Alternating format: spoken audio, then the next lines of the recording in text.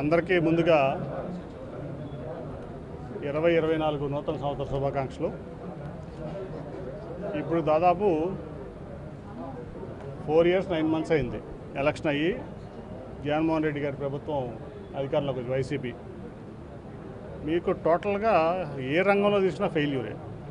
ముఖ్యంగా నిన్న చూశారు మీరు, వాళ్ళ పార్టీకి చెందిన వ్యక్తులే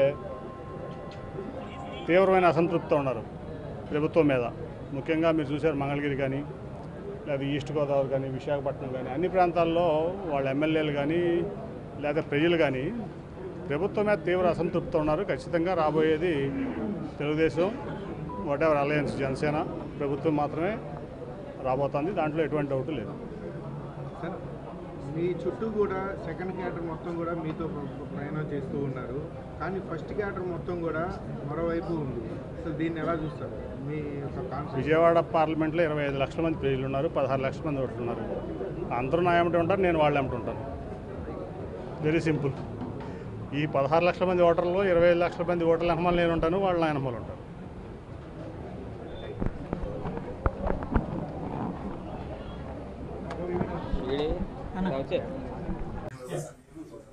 ఎస్ఎస్ఎల్ ప్రెసిడెంట్ చేసి న్యాయవాది మన నందిగామ చెందినటువంటి నాయకుడు ననిగంటి జీవరత్నం గారికి, అందరికీ ప్లస్ ఈ కార్యక్రమానికి ఇచ్చేసినటువంటి అందరికీ, అట్లాగే ఈరోజు ఈ రత్నాల హరిబాబు గారి నాయకత్వం, అట్లాగే మన బీజేపీ జయప్రకాష్ గారి నాయకత్వంలో తెలుగుదేశం పార్టీలోకి వ్యక్తులకి కూడా పేరు పేరున హృదయపూర్వక నమస్కారాలు.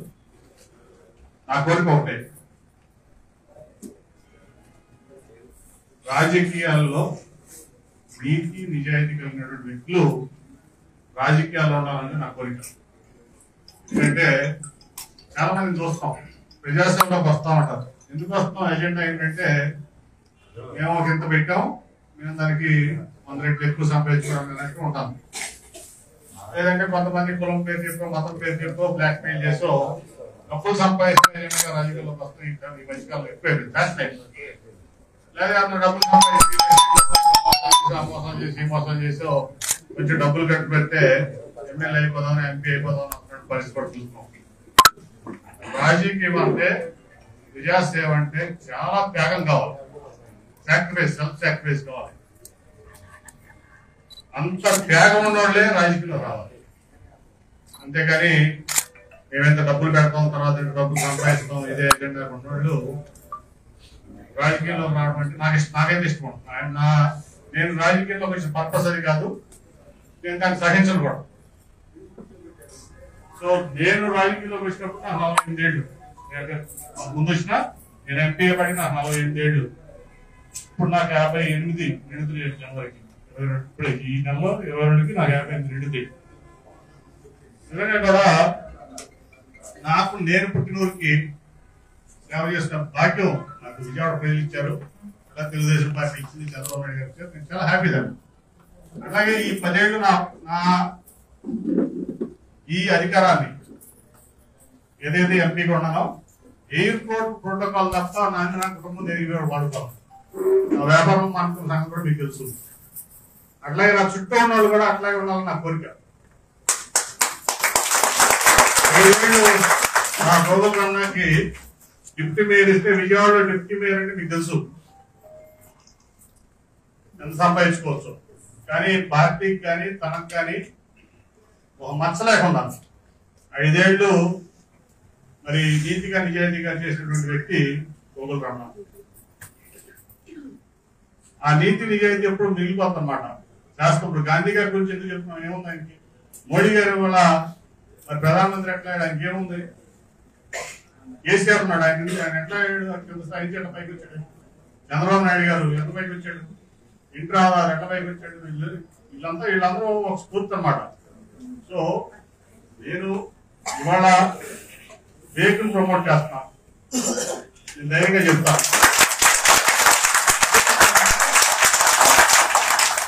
నాకు బేక్ ఎవరో 2019 తెలియదు. అసెంబ్లీ ఎలక్షన్ లో సడన్ గా కనిపించాడు. అక్కడ వ్యాపారం డిపార్ట్మెంట్ చేర్చాం,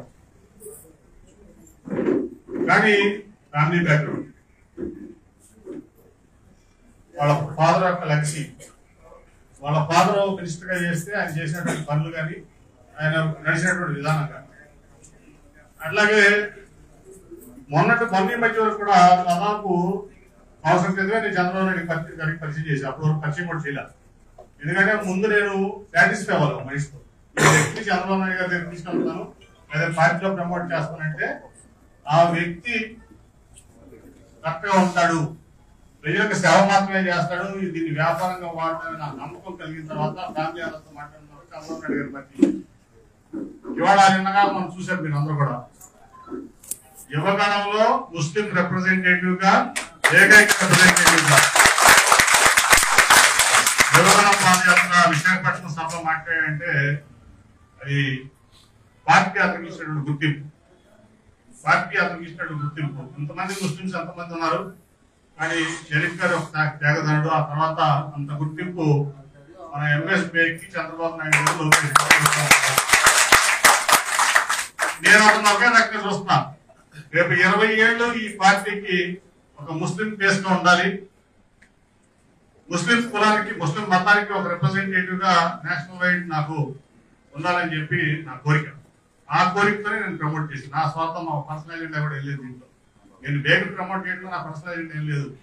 చాలా మంది అంటున్నారు నేను విజయవాడ వెస్ట్ తీసుకుంటే చేత పోటీ చేస్తున్నాను. నేను క్లియర్గా మీ అందరికి మీటింగ్ లో చెప్పాను, పబ్లిక్ గా చెప్పానా, నా కుటుంబ సభ్యులు ఎవరో కూడా విజయవాడ వెస్ట్ నుంచి పోటీ, అప్పుడు బేగ్ లేడు, నా కుటుంబ సభ్యులు ఎవరో కూడా విజయవాడ వెస్ట్ నుంచి పోటీ చేయరు. అది బీసీ కానీ మైనార్టీ సీట్ కానీ అది మా కుటుంబ సభ్యులు ఎవరు ఇక్కడ రారు, పోటీ చేయరు. మేము రాజకీయం చేసేది ప్రజాసేవ కోసం, ఈ ప్రాంతం కోసం తప్ప ఏదో వెస్ట్ నేర్పుకుందామనో ఈస్ట్ నేర్పుకుందామనో సెంటర్ నేర్పుకుందామనో ఏదో ఆలోచన కాదు. నిరంతరం కింద కూర్చుంటే మీరు చూస్తూ ఉంటారు. నాకే టైం వేస్ట్ అనుకుంటారు చాలా మంది. కానీ చాలా మంది ఇప్పుడు విషయం సమస్యలు మన అడ్వైజ్ చెప్పారు, ఒకరోజు వచ్చాడు ఏదో పని మీద వస్తూ ఉంటారు. నాకు ఎవరినో కూడా అడగను, ఎవరినైనా సరే అది మంచి అనుకుంటే వాళ్ళు ఇబ్బంది ఉండాలనుకుంటే చేసి పంపిస్తే మనం భావిస్తాం. అట్లాగే వాస్తవం ఉంది. నిజంగా గర్వం నాకు, వీళ్ళందరూ నా టీంలో వీళ్ళందరూ ఉన్నారంటే నాకు గర్వంగా అనిపిస్తుంది. పేద కూడా మా ఆటో నుంచి ఆటో కొనుక్కుంటూ వచ్చాడు, సొంతంగా సర్పంచ్ అయ్యాడు ఏకొండూరు మండలంలో. అట్లాగే జెడ్పీటీసీ అయ్యాడు, ఎంపీపీ అయ్యాడు. మీరు ఇవాళకి అదే పేదకం ఉన్నాడు. అది నిజాయితీ అంటే ప్రజాసేవ అంటే. సో ఇటువంటి వ్యక్తులు నిజంగా అయితే ఒక ఎమ్మెల్యే కాదన్న వ్యక్తి తిరుగుతుంది. అంత నిజాయితీ ఉంది, అంత పబ్లిక్ సర్వీస్ ఉంది. సో ఇటువంటి వ్యక్తులు నిజంగా ప్రజాసేవలో ఉండాలి. మనం రాజకీయం అంటాం, కానీ హిందీలో రాజనీతి అంటారు. సో రాజనీతి ఏంటంటే నీతి కలవాళ్ళు, నిజాయితీ కలవాళ్ళు, నిజంగా ప్రజాసేవ చేయాలనుకునే వాళ్ళే రాజకీయంలో ఉంటారు. నా అజెండా, నా అభిలాష, అలాగే నా ఐడియాలజీ. కాబట్టి చాలా మంది నన్ను వ్యతిరేకిస్తారు. ఎందుకు వ్యతిరేకిస్తారు మీ అందరికి తెలుసు. నేను అవినీతిని సహించను, నేను ల్యాండ్ గ్రాబింగ్ సహించను, నేను వేరే పనులు చేసి పార్టీకి చెడ మీద ఇచ్చేవాడు సహించను. నేను ఆర్గనైజేషన్ లో పనిచేస్తానంటే నాకు ఆర్గనైజేషన్ టీమ్ బిల్డింగ్ ఇంపార్టెంట్. నాకు బేగ్ లాంటి వ్యక్తులు కావాలి, ఎందుకంటే జీవరత్నం లాంటి వ్యక్తులు కావాలి, నాకు వాసం ముని లాంటి వ్యక్తులు కావాలి, నాకు మా గోగుల్ రమణ లాంటి వ్యక్తులు కావాలి, మీరందరూ కావాలి. అంతే తప్ప మేము వచ్చాం, మేము ఈ ప్రాంతానికి ఎమ్మెల్యే అయ్యాం లేకపోతే ఇన్ఛార్జ్ అయ్యాం, మేము ఏలుకుంటాం, దోచుకుంటాం అంటే సహించే పనే లేదు. అంతగా తప్ప నా మీద వ్యతిరేక నేనే అవినీతి చేయలే. నేనేమి ఎవరికి చీకటి సామ్రాజ్యంలో వ్యాపారం పడుతుంది కాదు. నా మీద నాకు వాళ్ళకి ఎందుకు పడతాం? నేనే పాడుతున్నా, ఈ దాంట్లో నేను మాట్లాడిగానా? నేను ఆడలేదు కదా. ఎందుకు పడదంటే వీడు పార్లా కుక్క విజయవాడ పార్లమెంట్ కి వీడు తినడం మమ్మల్ని తిన్నీడు, అంత తప్ప ఏం ఎజెండా లేదు. ఇంతనా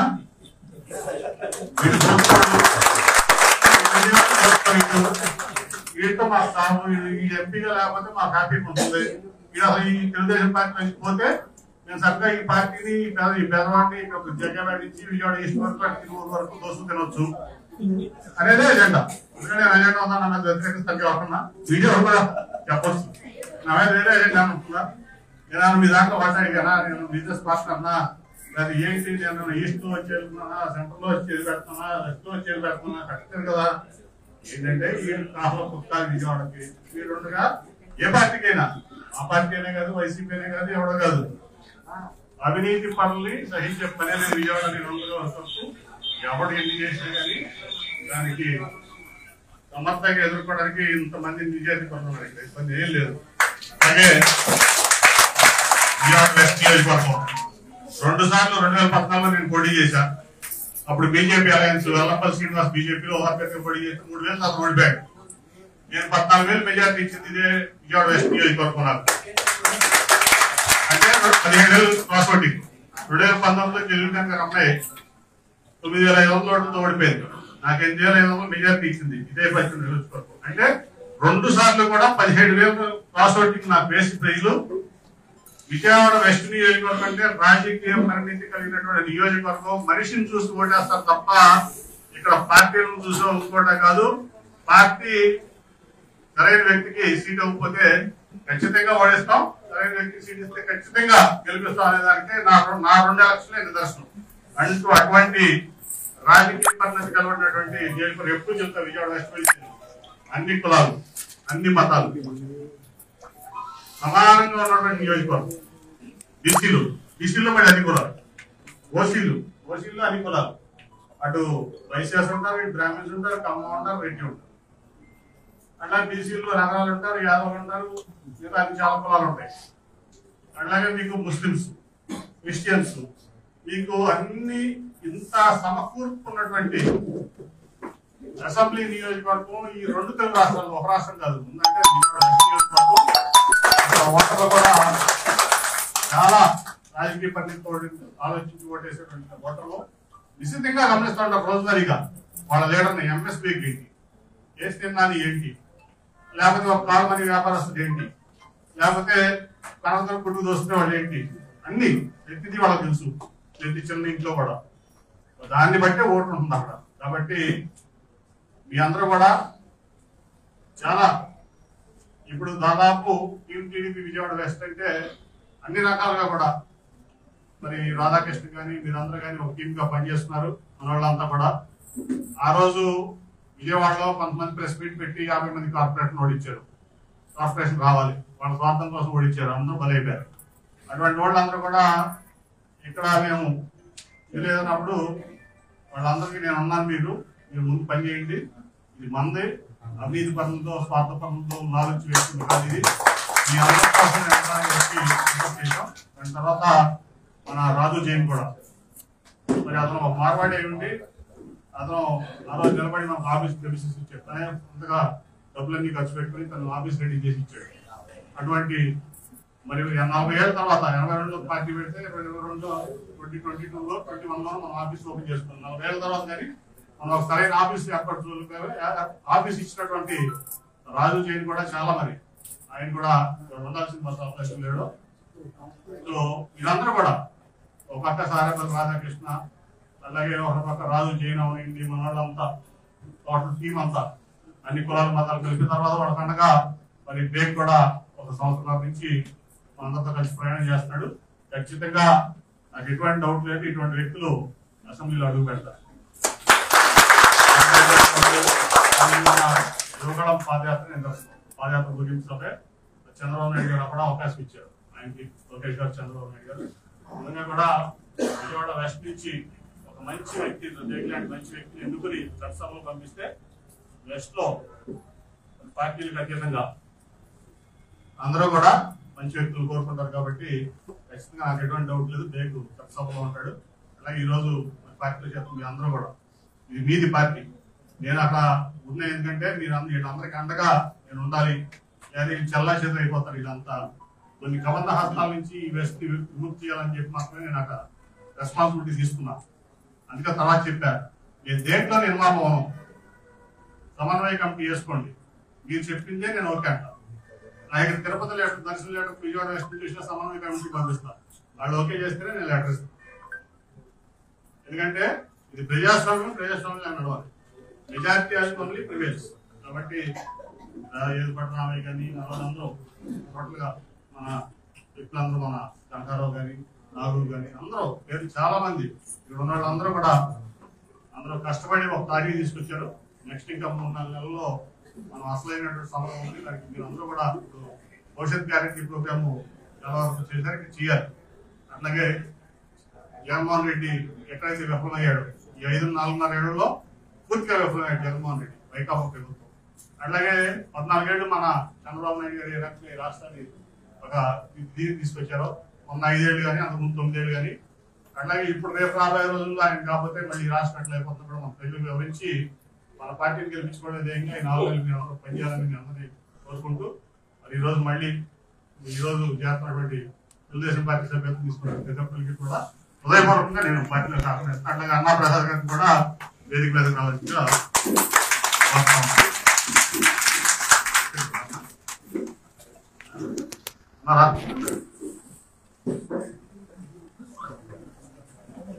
ఇప్పుడు కొత్తగా చేరేటువంటి వ్యక్తులందరికీ కూడా మనం వారిని మన తెలుగుదేశం పార్టీ గారిని పార్టీలోకి ఘనంగా ఆహ్వానించే కార్యక్రమం ప్రారంభమవుతుంది. Thank you. ఒక 2 నిమిషాలు అన్న ప్రజలు కూడా